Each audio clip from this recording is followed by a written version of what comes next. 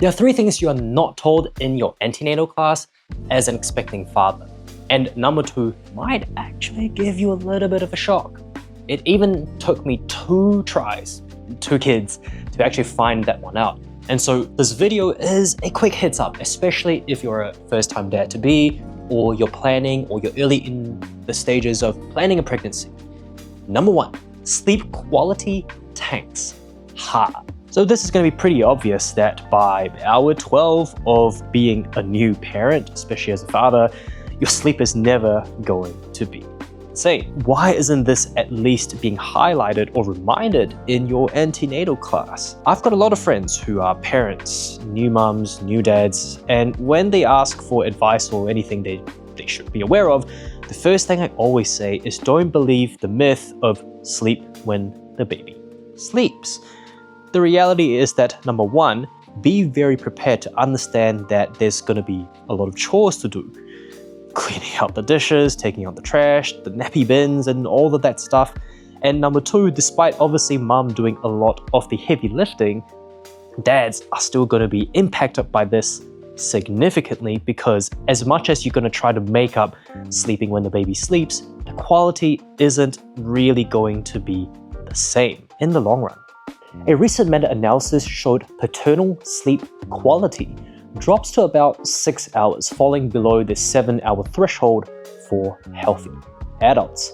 And the PSQI score, the standard measurement of sleep disturbances, also crosses the clinical cutoff for new dads.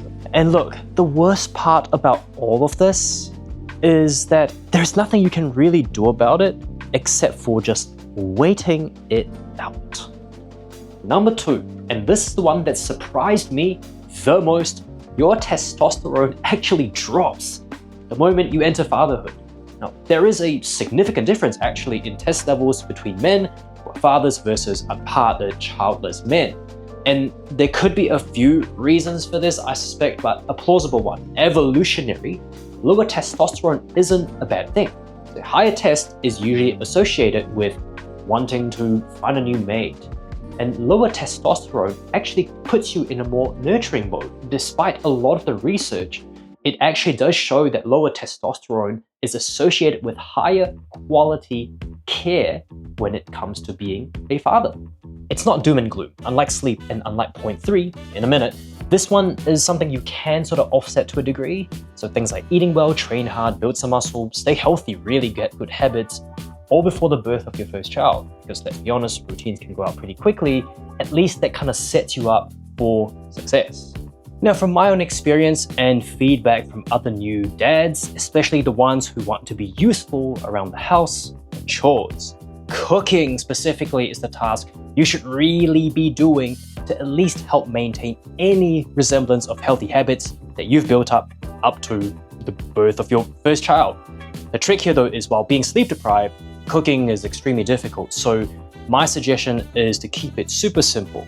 If you do want some shortcuts or some help with this, I've got 150 free recipes to help you out, especially when you're poor sleep.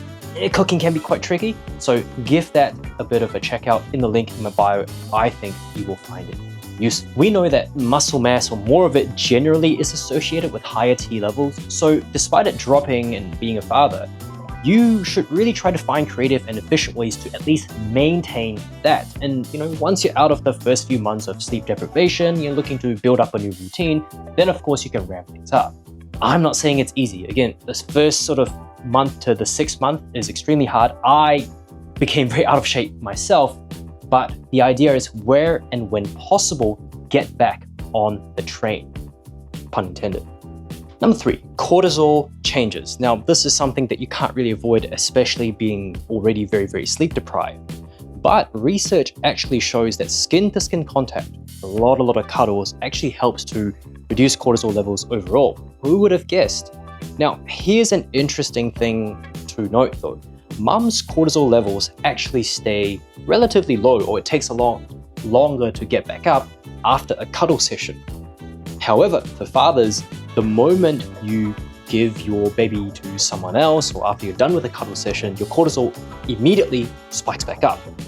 Now, there are some assumptions and notions to why this is the case. Now, my guess is because, generally speaking, the father or the paternal figure in the household is usually responsible to go out to make money and make things and support the family, and sometimes having high cortisol isn't always a bad thing because that actually helps to drive most individuals to just get out there and do things. But of course, we don't want it to always be high, therefore hug your kids more.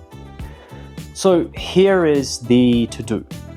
Spend more time with your newborns, especially when you have the opportunity.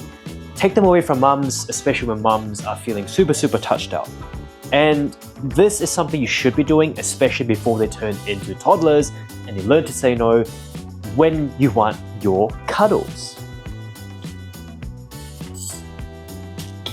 And a bit of a bonus tip here as well for you: join social groups, parent groups, a local gym, whatever it might be.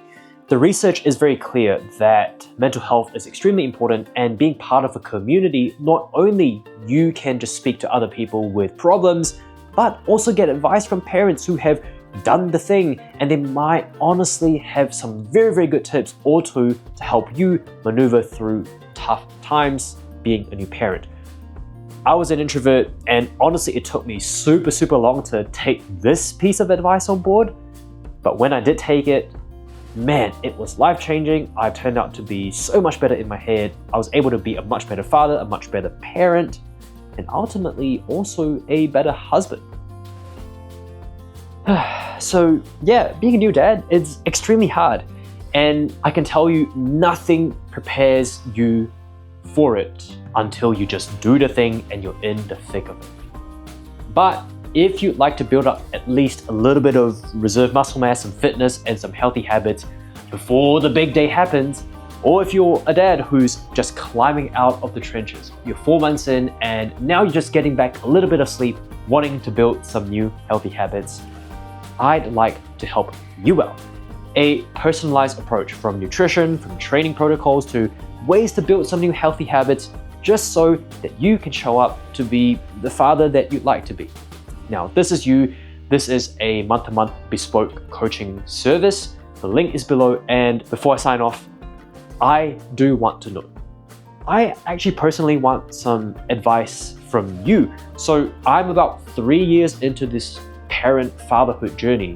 What's something you would like me to know? What's an advice you would love to give me? Leave it down in the comments below. Have a great day ahead, and I will see you in the next one.